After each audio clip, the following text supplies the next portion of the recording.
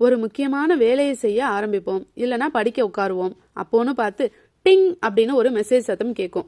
யார் மெசேஜ் பண்ணிருப்பா அப்படின்னு ஒரு ஆர்வம் வரும். போனை எடுப்போம். அந்த ஒரு மெசேஜ் அப்படியே நம்மள 1 மணி நேரம் வேற உலகத்துக்கு கூட்டிட்டு போயிடும். இதனால நாம செய்ய வந்த வேலையும் போச்சு, நம்ம கவனமும் போச்சு. இந்த டிஜிட்டல் கவனச்சிதறல் நம்ம வாழ்க்கையை எப்படி பாதிக்குதுன்னு பார்ப்போம். அறிவியல் ரீதியா பார்த்தா, ஒரு வேலை செஞ்சுட்டு இருக்கும்போது நம்ம கவனம் சிதறனா திரும்ப அதே பழைய வேகத்துல அந்த வேலையை செய்ய நம்ம மூளைக்கு குறைஞ்சது 20 நிமிஷம் தேவைப்படுமா. ஒரு நாளைக்கு நாம எத்தனை தடவை போனை எடுக்கிறோம்னு யோசிச்சு பாருங்க. அப்போ ஒரு நாளோட முக்கியமான நேரத்தை நாம எவ்வளவு வீணாக்குறோம். குறிப்பா மாணவர்களுக்கு இது ஒரு பெரிய எதிரி.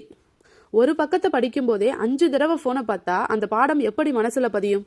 இதனால நம்மளோட ஆழமான யோசிக்கிற திறன் குறைஞ்சி எதையும் மேலோட்டமா பாக்குற பழக்கம் வந்துடுது.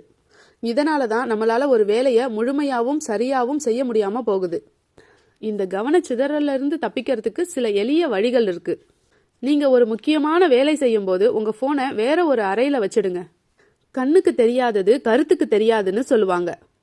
போன் கண்ணுல படலனாலே பாதி பிரச்சனை முடிஞ்சுது. அப்படி இல்லைன்னா போன்ல இருக்கிற டு நாட் டிஸ்டர்ப் அல்லது ஃபோக்கஸ் மோட் வசதியை பயன்படுத்துங்க. ஒரு 25 நிமிஷம் வேலை, அப்புறம் 5 நிமிஷம் ஓய்வு அப்படிங்கிற போமோடோரோ முறையை பின்பற்றுங்க. அந்த 5 நிமிஷம் ஓய்வுல கூட போனை தொடாம ஒரு கிளாஸ் தண்ணி குடிக்கிறதோ இல்ல ஜன்னல் வழியா வெளியே வேடிக்கை பார்க்கறதோ உங்க மூளைக்கு நல்ல புத்துணர்ச்சியை கொடுக்கும். உங்க கவனம் தான் உங்க மிகப்பெரிய சொத்து.